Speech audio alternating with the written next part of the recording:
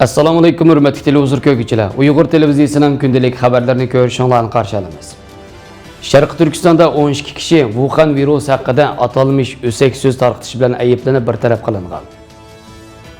Dunyo sog'liqni tashkiloti Wuhan virusini sog'lomlik bo'yicha yer shari xarakterlik jiddiy holat deb e'lon qildi. Yevropa Ittifoqi Angliyaning Yevropa Ittifoqidan ayrilish kelishimini ma'qulladi. Sog'lomlik haqida savol. Tövəndə ixtilaf xəbərlərimizdən təfsili məzmunlarda bolsun. Xitayning Tangirtaq to'rining xabar qilishicha, yaqinda atalmish Xinjiang internet to'ri uchirish xonasi va Xinjiang Uyg'ur Abnum rayonlik jamoat xavfsizlik nazorati qatorliq o'rinlar yangi tiplik Tojikiston virusi haqida o'sak so'z tarqatish degan jinoyat bilan 4 nafar Uyg'urni o'z ichiga olgan 12 kishini jazolagan. Xabarda berilgan tizimlikdan qaraganda 4 nafar Uyg'ur bo'lsa, Aqsu shahri, Xotunsumbul noyisi, Aqtu noyisi va To'qsu noyilaridan ekan. Xabarda yuqoridagi kishilarning virusning tarqalishi va o'lim yetim vaqalari haqida asosiy so'zlarni tarqatib, atalmish jamiyat muqimligiga ziyon yetkazganligi ilgari surilgan. 29 yanvar kuni butun Abnum rayonining yuqumning oldini olish tizginlash xizmatida fosh qilish, ma'lum qilishni qabul qilish to'g'risidagi umumiy uqtirishni tarqatib, qalaymuqon so'z tarqatish qatorliq 4 xil harakatni ma'lum qilishni yo'l qo'ygan.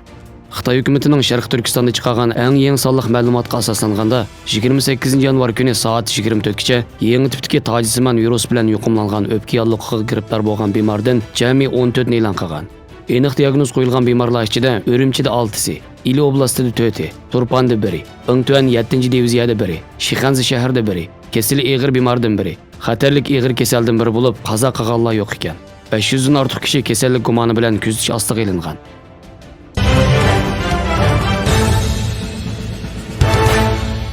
30 yanvar kuni Dunyo sog'liqni tashkiloti Wuhan virusini sog'lomlik bo'yicha yer shari xarakterlik jiddiy holat deb e'lon qildi. Mazkur organning boshlig'i Tedros Ghebreyesus axborot e'lon qilish yig'inida jiddiy holat e'lon qilinishining sababi bu virusning butun dunyoga tahdid paydo qilayotganligida. Shundaqla virusning sog'liq sistemalari ojiz davlatlarga elishining zo'r andisha qo'zg'ayotganligini ta'kidlagan. Navbatda bu virus dunyo miqyosida Xitoydan boshqa yana 20 dan ortiq davlatda bayqalgan bo'lib, yuqumlanuvchilar asosan Wuhanga borganlar bo'lmasa-mu, ammo yuqumlanuvchilarning ichidagi Wuhanga borganlardan virusni yuqtirib olganlar ekan. Dunyo sog'liqni tashkilotining boshlig'i Tedros Ghebreyesus Januarda bergan bayonotida Wuhan virusini ko'rilib boqmagan yuqum deb atash bilan birga, uningga qarshi ilingan tadbirlarning ko'rilib boqmagan darajada ekanligini bildirgan. Wuhan virusi bilan yuqumlanuvchilar soni Xitoyda va dunyo miqyosida tez sur'at bilan ko'payayotgan bir sharoitda 30 yanvar kuni Rossiya Xitoy bilan bo'lgan chegarasini taqiqlanligini e'lon qilgan. Orqadan yana Britaniya, Fransiya va Germaniya qatorliq davlatlarning havo yo'llari Xitoy qatnaydigan havo qatnashini bekor qilgan. Amerikadagi bir qism havo yo'llari shirkatlari ham Xitoy uchadigan safarlarni bekor qilishni o'ylashayotganligini e'lon qilgan. Dunyo sog'liqni tashkiloti 2009 yildan buyon qush sukumi, Ebola virusi va Zika virusi qatorliqlar bo'yicha 4-qatim jiddiy holat e'lon qilgan.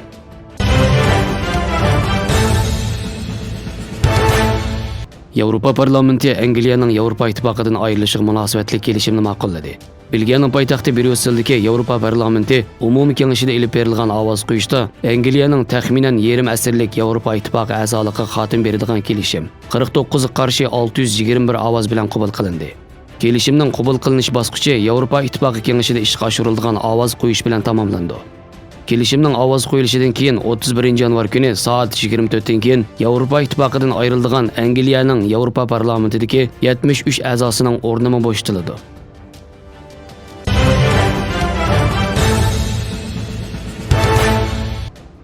Choch tarashning sog'liqni saqlash roli borligini hamma odam biladi.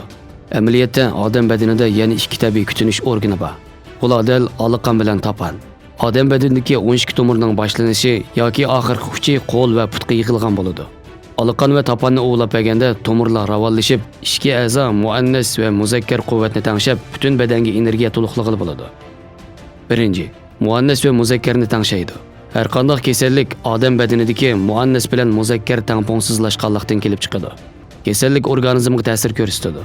Qon quvvati kasal bilan kurash qilmoqchi bo'lganda, odam badanidagi muannas bilan muzakkarning tangpongligi buzilib, qon quvvatining o'rlab tuvallishi, tangpongligi buzg'unchilikka uchrab, bir turlik patologiya o'zgarish kelib chiqadi. Alqon va topanni ovlash ichki a'zolarning iqtidorini tangshash, muannas va muzakkarni tangponglashtirish roliga ega. Ikkinchi, pallalarni jonlantiradi. Palla odam badanidagi qonni harakatlantiradigan, badanning ichi sirtini, put-qo'llarni tutashtiradigan sistemadan iborat. Agar palla nervi sistemasida kasallik o'zgarish paydo bo'lsa, tomir kasalliklari bilan ichki a'zo kasalliklari ko'riladi. Masalan, qo'l tayin o'pka tomiri ravon bo'lmasa, tomir kasalliklari kelib chiqadi. Bu kasallik bosh og'rish, qizish, badan sovib terlamaslik, dimiz qilish, ko'krak og'rish qatorliq alomatlar orqali ifodalanadi.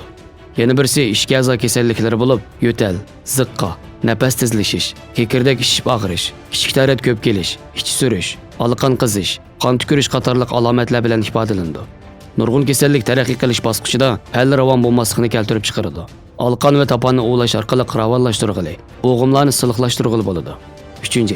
Qonni jonlantiradi. Qonni haydashning usuli apchillik bilan ovlab, pallalarni ravonlashtirib, qonni jonlantirib, fiziologiyalik aylanishni ilgari surib yaxshilab, odam badanidagi qonni to'ldiradi ham ravonlashtiradi. Qon bilan yelning aylanishi bir-birini to'liqlaydi. Yel bo'lsa, qonmi ravon bo'ladi. Qon uyib qolsa, yelmi turib qoladi. Alqon bilan toponni ovlash qonni ravonlashtiradi. Tövendagi 3 jihatdagi rol orqali qonni jonlantirib, uyugan qonni eritadi. Birinchisi, ovlash usuli orqali qon va yelning aylanishini bevosita ilgari surish. 2. Put-qo'l to'qilmalarining harakatini ilgari surish. 3.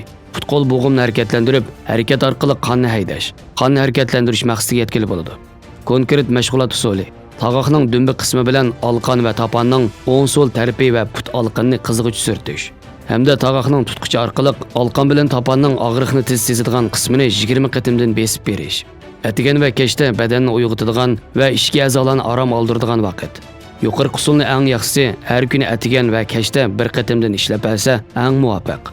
Shundaqla tez unumini ko'rgili bo'ladi. Xabarlarimizni ko'rganingizga rahmat. Ko'rishguncha omon bo'linglar. Xayr xo'sh. Allohga omonat.